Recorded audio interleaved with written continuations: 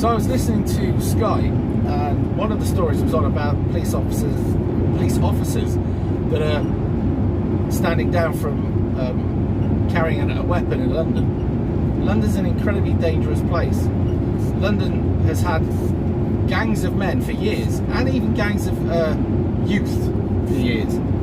If you've read any of the stories about people like the Krays and other such groups like that, they came from young gangs, and then they moved up to being adult criminals who also had guns. We live in a country where the average person's not allowed a gun. Take for instance me.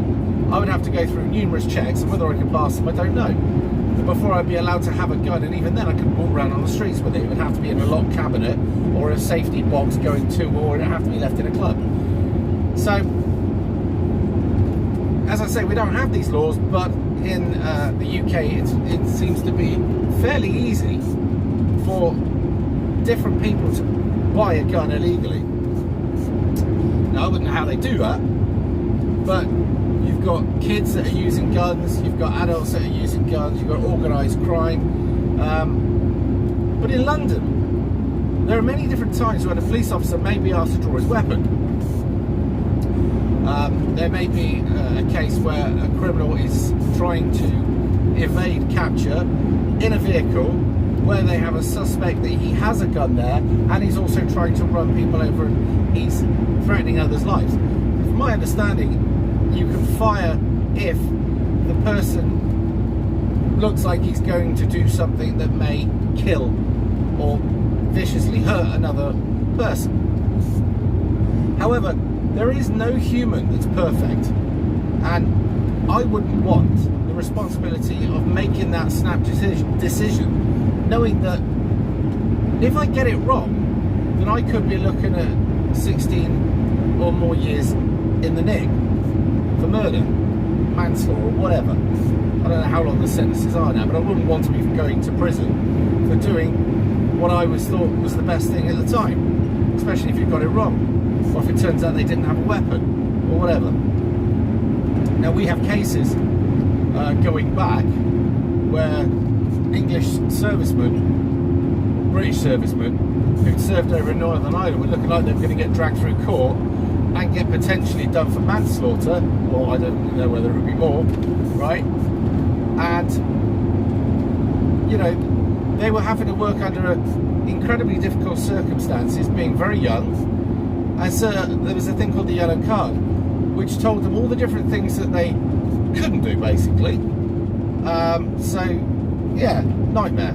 Anyway, I do not blame these policemen for standing back, because you've got a missus and kids, or if you've got a life of any description, and you are doing your job, and all the best information that the police force have on a particular criminal or an individual, and you go to that, and you're the armed person, and it all goes badly wrong, and you make what you consider to be the best decision given all the information you've got, and it turns out that for some reason it was wrong, then you are looking at the moment, as it stands, at ending up potentially being taken through the system and potentially getting given manslaughter or murder.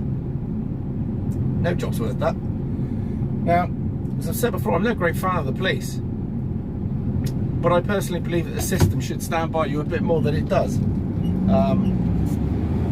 A bit like when we've sent our servicemen to places, and then years after, when the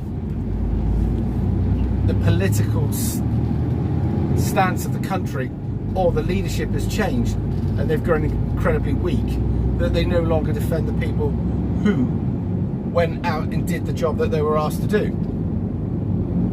So, I don't know how you feel about it, but would you want to be an armed policeman in London? I mean, you've got kids running around with knives and guns.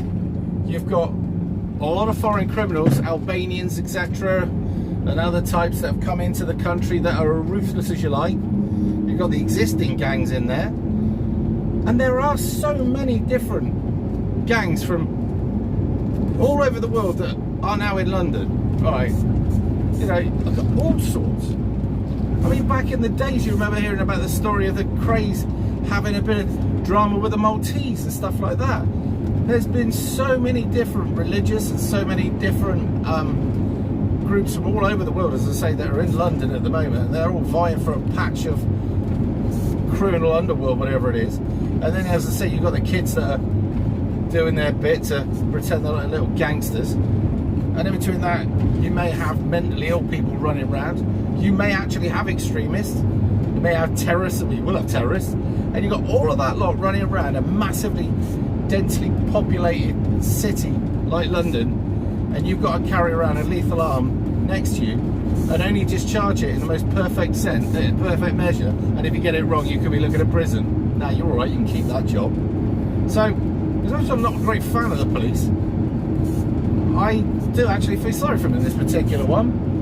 And we're always going to need armed police in London and other cities as well, because things have got that bad. It's just a lot of the other police that I'm not overly keen on that are asked to do stuff that I think is more political than policing.